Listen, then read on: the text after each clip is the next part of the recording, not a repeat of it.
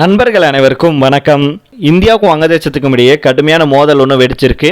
வங்கதேசம் செஞ்ச காரியம் இப்போ ஒரு மிகப்பெரிய அளவில் இந்தியாவை கோவப்படுத்தியிருக்கு அப்படின்னே சொல்லலாம். அது என்ன அப்படிங்கிறத முதல் செய்தியாக பார்த்துடலாம். அதை தொடர்ந்து பார்த்தீங்க அப்படின்னா நெதர்லாந்து வந்து இந்தியாவுக்கு ஒரு இன்ப அதிர்ச்சியை கொடுத்துருக்காங்க. அது என்ன அப்படிங்கிறத நம்ம இந்த வீடியோவில் தெரிஞ்சுக்க போகிறோம். அதே போல் பார்த்தீங்க அப்படின்னா இந்தியாவுக்கு எதிராக நீங்கள் ஏதாவது செஞ்சீங்கன்னா அப்போ இந்தியாவுடைய சுய ரூபத்தை பார்க்க நேரிடும் அப்படின்னும், அதே போல் பாகிஸ்தான் அப்படிங்கிற ஒரு நாடே இல்லாமல் போயிடும் அப்படின்னு கடுமையான மிரட்டல் ஒன்று இந்தியா வந்து கொடுத்துருக்காங்க. அது என்ன அப்படிங்கிறதையும் அது தொடர்ந்து கடைசியாக பார்த்தீங்க அப்படின்னா தைவான் விஷயத்தில் அப்படியே அந்தர்பல்ட்டி அடிச்சிருக்கிறாரு ட்ரம்ப் அவர்கள். அதை பற்றி என்ன அப்படிங்கிறதெல்லாம் நம்ம இந்த வீடியோவில் டீட்டெயிலாக தெரிஞ்சுக்க போகிறோம். அதனால் ஸ்கிப் பண்ணாமல் கடைசி வரைக்கும் பாருங்கள். அதுக்கு முன்னாடி நம்முடைய சேனலை சப்ஸ்கிரைப் பண்ணலைன்னா மறக்காமல் சப்ஸ்கிரைப் பண்ணிக்கோங்க. புதுசாக நம்முடைய வீடியோ பார்த்துட்டு இருக்கீங்கனாலும் சப்ஸ்கிரைப் பண்ணிவிட்டு அந்த பெல் ஐக்கானை கிளிக் பண்ணிக்கோங்க. அதே போல் ஃபேஸ்புக், இன்ஸ்டாகிராம்லேயும் நம்ம வீடியோக்கள் போட்டுட்டு இருக்கோம். அங்கேயும் தவறாமல் வந்து ஃபாலோ பண்ணிக்கோங்க. இந்தியாவுக்கும் பல அண்டை நாடுகளுக்கும் இடையே நதிநீர் ஒப்பந்தங்கள் இருந்துட்டு வர்றது நம்ம எல்லாத்துக்குமே தெரியும். அப்படி இந்தியாவுக்கும் பாகிஸ்தானுக்கும் இடையே போடப்பட்ட ஒரு ஒப்பந்தம் தான் சிந்து நதி நீர் ஒப்பந்தம். இந்த சிந்து நதி நீர் ஒப்பந்தம் பார்த்தீங்கன்னா ஆபரேஷன் சிந்தூரை தொடர்ந்து நிறுத்தி வைக்கப்பட்டிருக்கு. இதற்கிடையில் தான் இந்தியாவுக்கும் வங்கதேசத்துக்கும் இடையிலான கங்கை ஒப்பந்தம் இந்த ஆண்டுடன் முடிவடையும் நிலையில் இப்போது இது பேசும் பொருளாக இருக்கு.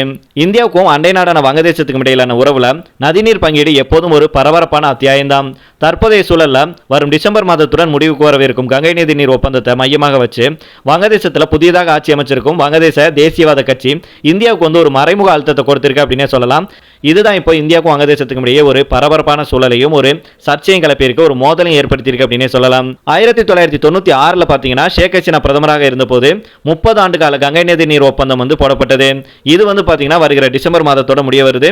இந்த நிலையில தான் டாக்காவில் நடந்த நிகழ்ச்சி ஒன்றில் பேசிய பிஎன்பி பொதுச் செயலாளரும் அமைச்சருமான மிர்சா ஃபக்ருல் இஸ்லாம் ஆலம்கீர் அப்படிங்கிறவர் வந்து இந்தியா கூட வந்து நல்ல உறவு நீட்டிக்க வேண்டும் அப்படின்னா கங்கை நதி நீர் ஒப்பந்தம் வந்து புதுப்பிக்கப்படுவதை பொறுத்து தான் இருக்கு அப்படின்னு அவர் ஓப்பனாகவே இந்தியாவுக்கு சேலஞ்ச் கொடுத்திருக்கிறார். இந்தியாவை மிரட்டும் தொனியில் அவர் பேசியிருக்கிறார் அப்படின்னே சொல்லலாம்.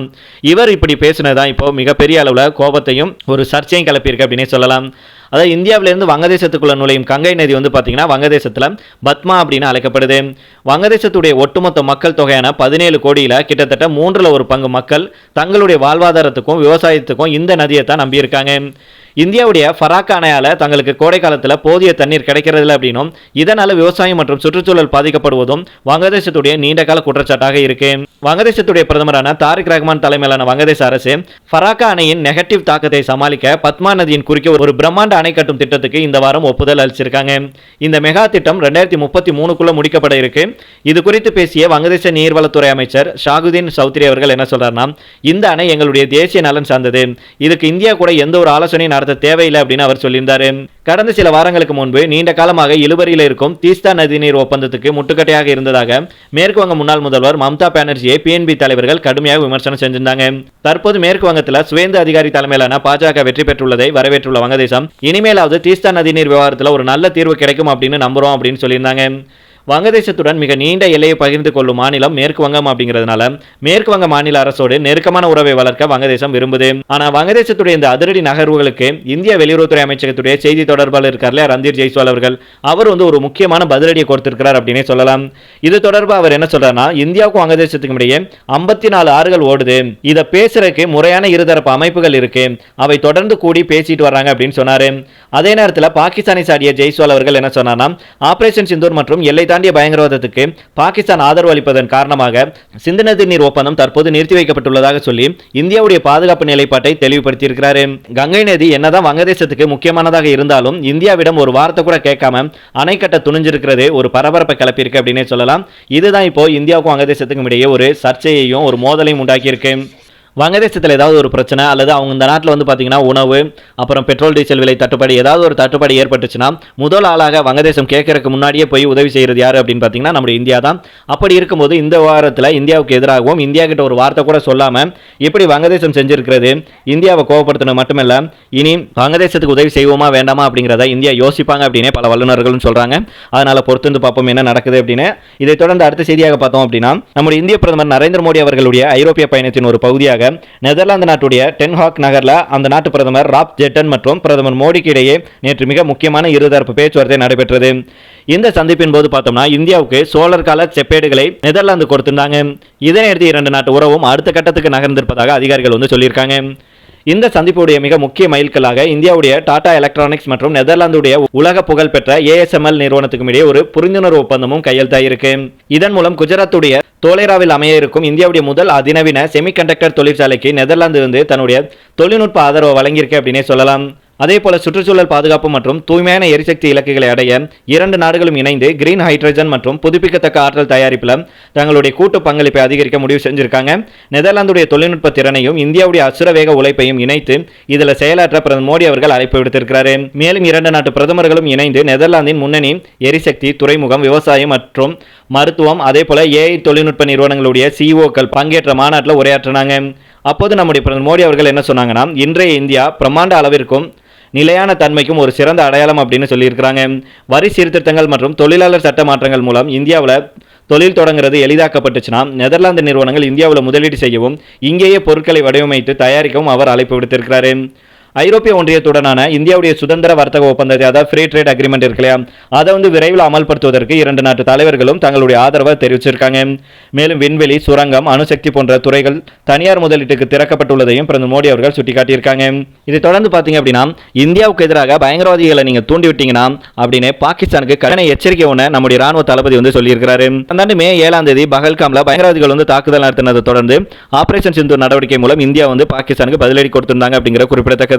இந்த நிலையில தான் இந்தியாவுக்கு எதிராக பயங்கரவாதிகளை தூண்டிவிட்டால் உலக வரைபடத்திலேயே பாகிஸ்தான் இடம்பெற முடியாத நிலை ஏற்படக்கூடும் அப்படின்னு இந்திய ராணுவ தளபதி கடும் எச்சரிக்கை விடுத்திருக்கிறாரு. டெல்லியில் நடைபெற்ற நிகழ்ச்சி ஒன்றில் ராணுவ தளபதியான ஜெனரல் உபேந்திர திவேதி அவர்கள் கலந்து கொண்டாங்க. அப்போது கடந்த ஆண்டு ஆபரேஷன் சிந்தூர் நடவடிக்கைக்கு வழிவகுத்த சூழ்நிலைகள் மீண்டும் ஏற்பட்டுச்சுன்னா இந்திய ராணுவம் எவ்வாறு பதிலளிக்கும் அப்படின்னு அவரிடம் கேள்வி எழுப்பப்பட்டிருக்கு. இதுக்கு பதிலளித்த ராணுவ தளபதி ஜெனரல் உபேந்திர திரிவேதி அவர்கள் என்ன சொன்னார்னா, பாகிஸ்தான் தொடர்ந்து பயங்கரவாதிகளுக்கு அடைக்கலம் கொடுத்து இந்தியாவுக்கு எதிராக செயல்பட்டாங்கன்னா அவங்க உலக வரைபடத்தின் ஒரு பகுதியாக இருக்க விரும்புகிறாங்களா அல்லது வரலாற்றின் ஒரு பகுதியாக இருக்க விரும்புகிறார்களா அப்படிங்கிறத முடிவு செய்ய நேரிடும் அப்படின்னு பகிரங்கமாக எச்சரிக்கை விடுத்திருக்கிறாரு. அதனால ஆபரேஷன் சிந்தூர் அப்படிங்கிறது ஒரு ட்ரெய்லர் தான், மெயின் பிக்சரை பார்க்க வேண்டியிருக்கும் பாகிஸ்தான். அப்போ வந்து பாகிஸ்தான் விழுந்து கதறி எங்ககிட்ட தாக்குதலை நிறுத்துங்க, நாங்கள் இனிமேல் தாக்குதல் நடத்த மாட்டோம், எங்களால் தாக்குதலை வந்து சமாளிக்க முடியலை அப்படின்னு கதறினாங்க. அதனால தான் மனிதாபிமான அடிப்படையில் நாங்கள் அந்த தாக்குதலை நிறுத்தணுமே தவிர இனிமேலும் இப்படி ஒரு சம்பவத்தை ஏதாவது செய்யணும்னு நினைச்சாங்கன்னா இனிமேலும் நாங்கள் வந்து பாவம் அப்படின்லாம் எதுவும் பார்க்க மாட்டோம், இந்தியாவுடைய சுய ரூபத்தையும் இந்தியாவுடைய இன்னொரு முகத்தையும் பாகிஸ்தான் பார்க்க நேரிடும் அப்படின்னு கடுமையாக பாகிஸ்தானை நம்முடைய ராணுவ தளபதி உபேந்திர திரிவேதி அவர்கள் வந்து சொல்லியிருக்காங்க. அதே போல இந்திய ராணுவம் வந்து எப்போதுமே தயார் நிலையில் இருக்காங்க. பாகிஸ்தான் ஏதாவது ஒரு சின்ன ஒரு துரும்ப அசைச்சா கூட இந்திய ராணுவம் வந்து அதை பார்த்து சரியான நேரத்தில் தாக்குதல் நடத்துவாங்க. நம்முடைய ராணுவத்துக்கும் அதிரடியான உத்தரவும் போடப்பட்டிருக்கு. ஏதாவது ஒரு அசம்பாவிதம் நடக்க போகுது அல்லது பாகிஸ்தான் ஏதாவது செய்கிறாங்கன்னு தெரிஞ்ச உடனேயே அவங்க மேலே வந்து தாக்குதல் நடத்துறக்கோ அல்லது முன்னெடுக்கிறதுக்கு அனைத்து பர்மிஷனும் கொடுக்கப்பட்டிருக்கு. அதனால நம்முடைய முப்படைகளும் தயார் நிலையில் இருக்காங்க. இனி வரும் நாட்களில் பாகிஸ்தான் ஏதாவது செய்யணும்னு நினைச்சா கூட கடுமையான விளைவுகளை சந்திக்க நேரிடும் அப்படின்னு இதன் மூலமாக நம்முடைய ராணுவ தளபதி பாகிஸ்தானுக்கு கடுமையான மிரட்டல் ஒன்று கொடுத்திருக்காங்க. இதை தொடர்ந்து கடைசியாக பார்த்தோம் அப்படின்னா 2 நாட்கள் சீன பயணத்தை முடித்துக்கொண்டு தற்போது அமெரிக்க அதிபர் ட்ரம்ப் அவர்கள் நாடு திரும்பியிருக்கிறாரு. இந்த பயணம் குறித்தும் சீன அதிபருடனான சந்திப்பு குறித்தும் செய்தியாளர்களிடம் அவர் பேசியிருக்கிறாரு. அப்போ அவர் என்ன சொல்றாருன்னா, சீனா வந்து ஒரு மிகப்பெரிய சக்தி வாய்ந்த நாடு, அதனால தைவான் தனது தனிநாடு கோரிக்கையை கைவிட வேண்டும் அப்படின்னு சொல்லியிருக்கிறாரு. இது தைவானுக்கு ஒரு மிகப்பெரிய அதிர்ச்சியை கொடுத்திருக்கு அப்படின்னே சொல்லலாம். ஏன் அப்படின்னா இவ்வளோ நாட்களாக வந்து பார்த்தீங்கன்னா சீனாக்கும் தைவானுக்கும் இடையே பிரச்சனை இருந்துட்டு வந்துடுது. தைவான் வந்து எங்களுடைய நாடு, இது தனிநாடு, இது தைவான் அப்படிங்கிறது ஒரு தனிநாடு அப்படின்னு தங்களுடைய வாதத்தை வச்சுட்டு இருந்தாங்க. ஆனால் சீனாவும் என்ன சொன்னாங்கன்னா, இல்லை தைவான் அப்படிங்கிறது எங்களோட ஒரு நாடு, அங்கீகரிக்கப்பட்ட நாடு, அதை நாங்கள் ஒருபோதும் விட்டுக் கொடுக்க மாட்டோம் அப்படின்னு சொல்லி சீனா இத்தனை நாட்களாக பேசிட்டு வந்தாங்க. சீனா இப்படி பேசிட்டு வந்தாலும் தைவானுக்கு ஆதரவாக அமெரிக்க அதிபராக யாரெல்லாம் இதுக்கு முன்னாடி பார்த்தீங்கன்னா ஜோ பைடன் இருந்தார், அவர் வந்து பார்த்தீங்கன்னா தைவானுக்கு ஆதரவு கொடுத்தாங்க. இதுக்கு முன்னாடி ட்ரம்ப் அவர்கள் ஆட்சியில் இருந்த போதும் தைவானுக்கு ஆதரவாக தான் பேசியிருந்தார். ஆனால் இப்போ சீனாவுக்கு பயணம் மேற்கொண்ட உடனே சீனா என்ன பண்ணாங்கன்னா, சீனா வந்திருந்த ட்ரம்ப்புக்கு ஒரு மிகப்பெரிய அதிர்ச்சி ஒன்று கொடுத்தாங்க, ஒரு மிரட்டல் ஒன்று கொடுத்தாங்க. தைவான் விவகாரத்தில் நீங்கள் தைவான் விவகாரத்தை இதோட நீங்கள் நிறுத்திக்கணும், தேவையில்லாமல் ஏதாவது பேசினீங்கன்னா ஒரு மிகப்பெரிய ஒரு மிகப்பெரிய போரை சந்திக்க நேரிடும் அப்படின்னு கடுமையாக சீனாவில் வச்சு அமெரிக்க அதிபர் ட்ரம்ப்பை வந்துட்டு சீனா வந்து மிரட்டியிருந்தாங்க அப்படிங்கிற செய்தியெல்லாம் நம்ம பார்த்துருந்தோம். இந்த நிலையில தான் அமெரிக்கா திரும்பிய ட்ரம்ப் அவர்கள் ஃபாக்ஸ் செய்தி ஊடகத்துக்கு இப்படி சொல்லியிருக்கிறாரு. ட்ரம்ப்புடைய கருத்து தைவான் விஷயத்தில் அமெரிக்காவுடைய நிலைப்பாட்டில் ஏற்பட்டிருக்கும் ஒரு பெரிய மாற்றமாகவே பார்க்கப்படுது.